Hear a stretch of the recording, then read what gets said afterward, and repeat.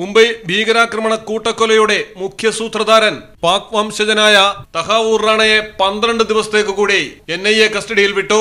Custody കാലാവധി അവസാനിച്ചതിനെ തുടർന്ന് റാണയെ കോടതിയിൽ ഹാജരാക്കുകയായിരുന്നു. തുടർന്ന് NIA ആവശ്യം കോടതി അംഗീകരിച്ചു.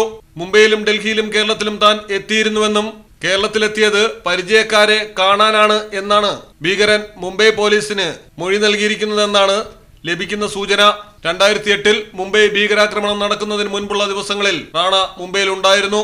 ഭീകരബന്ധ കേസിൽ ഷിക്കാഗോയിൽ അറസ്റ്റിലായ റാണ US ലോസ് ആഞ്ചൽസിൽ ജയിലിലായിരുന്നു. 2019 തഹാവൂർ റാണയെ കൈമാറണമെന്നാവശ്യപ്പെട്ട് ഇന്ത്യ അമേരിക്കയ്ക്ക് അപേക്ഷ നൽകിയത്.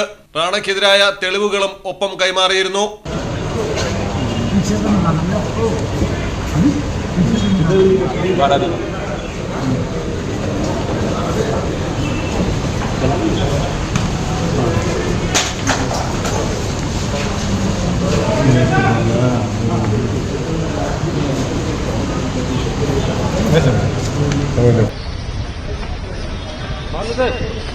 इधर सामने जा रहा लाइट पर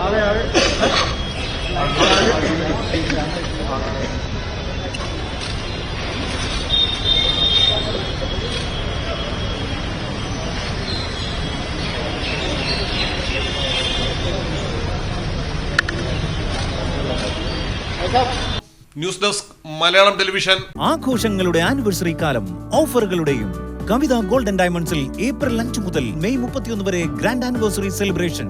ദിവസേനയുള്ള നറുക്കെടുപ്പിലൂടെ തിരഞ്ഞെടുക്കപ്പെടുന്ന ഒരു ഭാഗ്യശാലിക്ക് മേക്കിംഗ് ചാർജ് സൗജന്യം.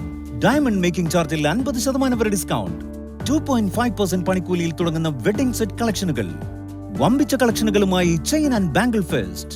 കൂടാതെ ഓരോ പർച്ചേസിനും ഉറപ്പായ സമ്മാനങ്ങൾ. വേഗമാകട്ടെ, ഈ ഓഫറുകൾ May 31 വരെ മാത്രം. കവിത ഗോൾഡൻ ഡയമണ്ട്സ്.